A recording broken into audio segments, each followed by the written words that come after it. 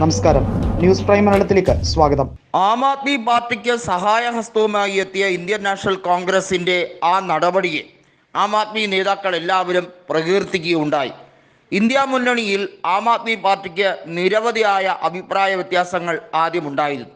എന്നാൽ പോലും അരവിന്ദ് കെജ്രിവാളിൻ്റെ അറസ്റ്റോടുകൂടി കോൺഗ്രസ് എത്രത്തോളം ശക്തമായി BJPക്കെതിരെ അവിടെ ഒരുമ എന്ന ഒരു വാക്ക് എല്ലാ പാർട്ടികളെയും ഐക്യത്തോടെ ഒരുമിപ്പിച്ചുകൊണ്ട് പ്രക്ഷോഭ പരിപാടി സംഘടിപ്പിക്കാൻ എടുത്ത ധീരോദാത്തമായ നിലപാട്, അതാണ് ആം ആദ്മി പാർട്ടിയെ സംബന്ധിച്ചിടത്തോളം ഏറ്റവും കൂടുതൽ കരുത്ത് പകർന്നതും അതുപോലെ തന്നെ അവർക്ക് സഹായമായി എല്ലാ രീതിയിലും ഇന്ത്യ മുന്നണി ഉണ്ടാകും എന്ന പ്രതീക്ഷ വാനോളം ഉയർത്തിയത്.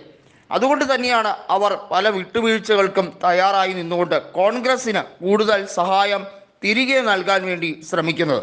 നമുക്കറിയാം, ഷിബു സോറൻ്റെ മകനായിട്ടുള്ള ഹേമന്ത് സോറൻ്റെ അറസ്റ്റ്, ജാർഖണ്ഡിലെ ജനകീയ മുഖ്യനായ അദ്ദേഹത്തിൻ്റെ അറസ്റ്റിനോട് അനുബന്ധിച്ച് അദ്ദേഹത്തിൻ്റെ ഭാര്യ കൽപ്പന സോറൻ അവിടെ മുഖ്യമന്ത്രിയാകും എന്നൊക്കെ വിചാരിച്ചതാണ്. എന്നാൽ ചെമ്പൈ സോറൻ അവിടെ മുഖ്യമന്ത്രിയാകുന്ന ഒരു കാഴ്ചയാണ് കണ്ടത്.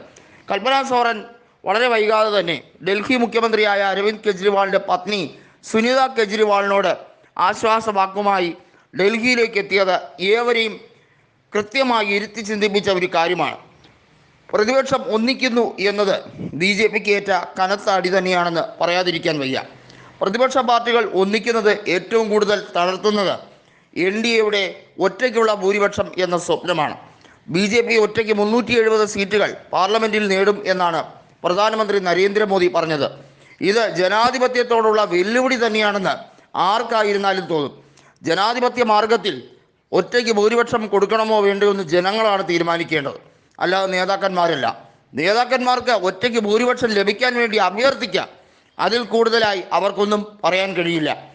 കോൺഗ്രസിൻ്റെ ഫണ്ട് മരവിപ്പിച്ചും അവരുടെ ബാങ്ക് അക്കൗണ്ട് ഫ്രീസ് ചെയ്യിപ്പിച്ചും ആദായ നികുതി വകുപ്പിനെ കൃത്യമായി അവരുടെ ചൊൽപ്പടിക്ക് നിർത്തിക്കൊണ്ടും നടത്തുന്ന ഈ പ്രത്യേകമായ രാഷ്ട്രീയ കലാപരിപാടി, അതിനെ എല്ലാ രീതിയിലും എതിർത്തുകൊണ്ട് തന്നെയാണ് ഇന്ത്യൻ നാഷണൽ കോൺഗ്രസ് മുന്നേറുന്നത്.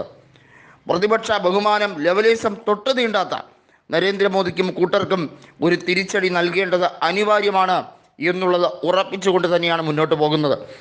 ഇത്തരം സന്ദർഭങ്ങളിൽ കോൺഗ്രസ് എടുക്കുന്ന ഒരു സമരായുധം തന്നെയാണ് സഹിഷ്ണുത എന്നത്. രാഹുൽ ഗാന്ധി കൃത്യമായി പറഞ്ഞു, ഈ ഭാരതത്തിൽ നിന്നും ബ്രിട്ടീഷുകാരെ കോൺഗ്രസ് ആണ് ഓടിച്ചത്, അതുപോലെ തന്നെ ഈ ഭാരതത്തിൽ നിന്നും സംഘപരിവാർ രാഷ്ട്രീയത്തെ തൂത്തെറിയാൻ ജനങ്ങളോടൊപ്പം കൂടെ നിന്ന് പ്രവർത്തിക്കും എന്ന വാക്യം തന്നെയാണ് അടിവരയിട്ട് അദ്ദേഹം എല്ലാ മേഖലകളിലും പ്രസംഗിക്കുന്നത്.